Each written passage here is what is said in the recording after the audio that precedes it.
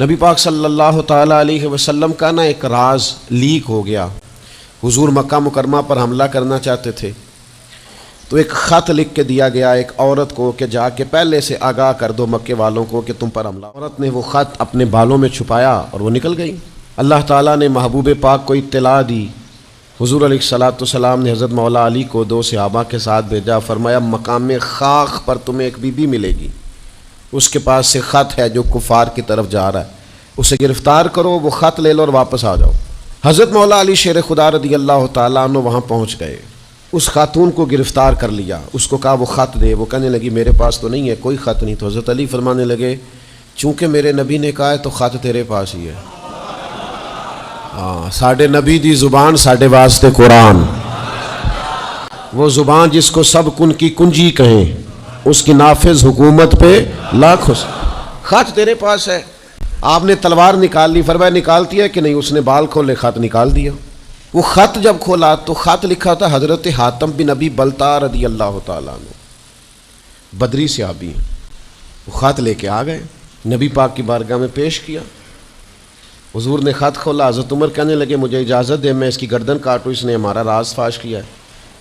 کتنی بڑی بات ہے. قرآن مجید کی سورہ ممتحنہ اس وقت نازل ہوئی تھی جب یہ واقعہ ہوا تھا. اللہ کے حبیب علیہ السلام نے فرمایا عمر ٹھہر جا, اتنی جلدی نہ کر, اس بندے کی وفات تو دیکھ, یہ بدر میں بھی تلوار لے کے ہمارے ساتھ گیا تھا, بدری صحابی ہے. اس کی وہ بات یاد رکھ کہ بدر کے مقام پر جب کہ بڑا مشکل تھا کافروں کے سامنے کھڑا ہونا, ان کی 1000 تعداد تھی اور مسلمان بڑی عددی طور پر اس کثرت کا شکار نہیں تھے, صرف 313 تھے.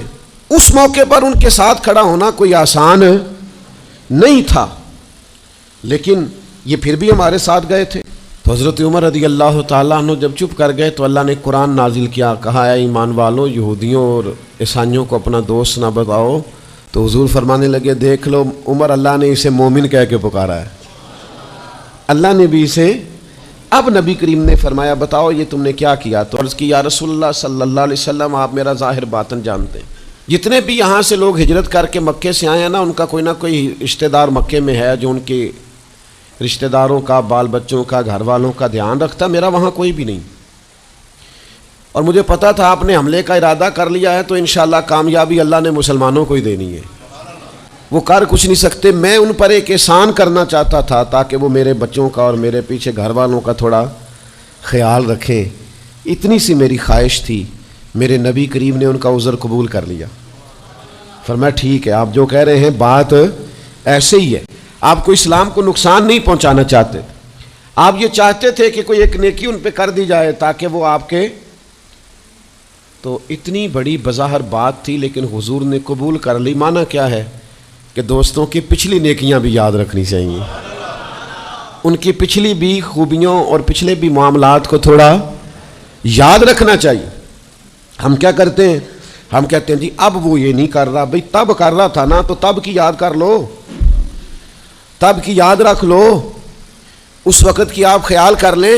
ہم کیا کرتے ہیں, ہم 99 دفعہ کسی نے نیکی کی ہے تو ہم کہتے ہیں 100/100 چاہیے, آج بھی یہ کرے گا تو پھر تو قابل قبول ہے. تو اس سے کیا ہوتا ہے, اس سے تکلف پیدا ہوتا ہے. ایک آدمی روز کیسے نیکی کر سکتا ہے؟ چوتھی بات یہ ہے, اگر ہم چاہتے ہیں دوستیاں نبھیں تو اسلام کا ایک حسن ہے کہ اسلام دین اعتدال ہے. اسلام کہتا ہے چلو ہی ذرا معتدل ہو کے, پہلے ہی ذرا تھوڑا سا احتیاط سے چلو. ہم جب کسی بندے کے اوپر فدا ہوتے ہیں تو پھر پورے ہی فدا ہوتے ہیں, پھر تو جناب یہ بھی تیرا ہے, یہ بھی تیرا ہے, یہ بھی تیرا ہے. اور پھر جب بعد میں لڑائی ہوتی ہے تو چائے کی پیالیوں کا بھی حساب کرتے ہیں کہ وہ جو وہاں جاتے ہوئے چائے پی تھی نا, اس کے پیسے بھی میں نے دیے تھے, لہذا وہ بھی میرے بنتے ہیں واپس کر. کورے ورک کتاب نہیں ہوندے, پتھر دل گلاب نہیں ہوندے, اور سجنا پہلوں ہی سوچ کے لائیں پھر یاراں نال حساب نہیں ہوندے.